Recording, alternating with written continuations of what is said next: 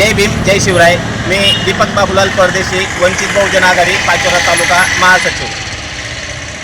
पाचोरा नगरपालिका हद्दीतील जुना जकातनाका रेल्वे स्टेशन बाजू लगतच नगरपालिकेपासून 100 मीटर अंतरावर असलेले जुना जकातनाका या ठिकाणी काही लोकांनी बेकायदेशीर अनधिकृतपणे बांधकाम केलेले आहे असे आमच्या निदर्शनास आले 2021-22 मध्ये।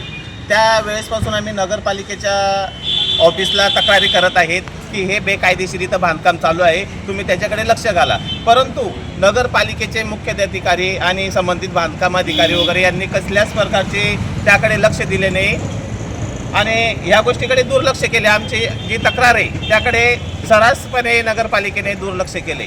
याकरिता आम्ही जिल्हाधिकारी यांच्याकडे सुद्धा तक्रारी केल्या। त्याच्यानंतर आम्ही माहिती अधिकारमध्ये काही पत्र टाकितले, तर त्याच्यामधून आम्हाला एक पत्र नोटीस प्राप्त झाले की संबंधित सामनेवाले यांना 11/6/2024 रोजी नगरपालिकेने एक नोटीस काढली की सदरचे बांधकाम तुम्ही अनधिकृतपणे केलेले आहे, तर हे पूर्वस्थितीत आणून देण्यात यावे। हे पत्र सामनेवाल्याला देऊन 6 महिने झाले, तरी पण नगरपालिकेने त्याच्यावर नंतर कसल्याच प्रकारची ॲक्शन घेतली नाही आणि याकरता आम्ही संबंधित नगरपालिकेचे बांधकाम प्रमुख जे आहेत बाळासाहेब पाटील, भैयासाहेब पाटील, तर यांनी कर्तव्यात कसुरी केली। याकरता यांच्यावर दप्तरी दिरंगाई करण्यात यावी आणि यांना निलंबित करण्यात यावे असं मुख्याधिकारी यांच्याकडे आम्ही तक्रार दाखल केली।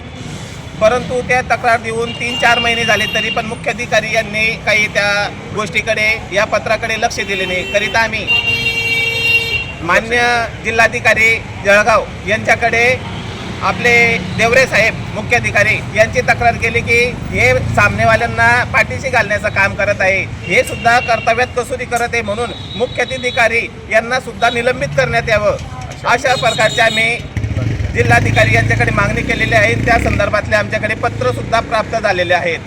तर सदरचे हे बांधकाम आता मुख्याधिकारी आणि बांधकाम अधिकारी यांना निलंबित करून सदरचे अनधिकृत बांधकाम हे जिल्हाधिकारी यांच्याकडून पूर्वस्थितीने आणून देण्यात यावे अशी आम्ही मागणी केली आहे।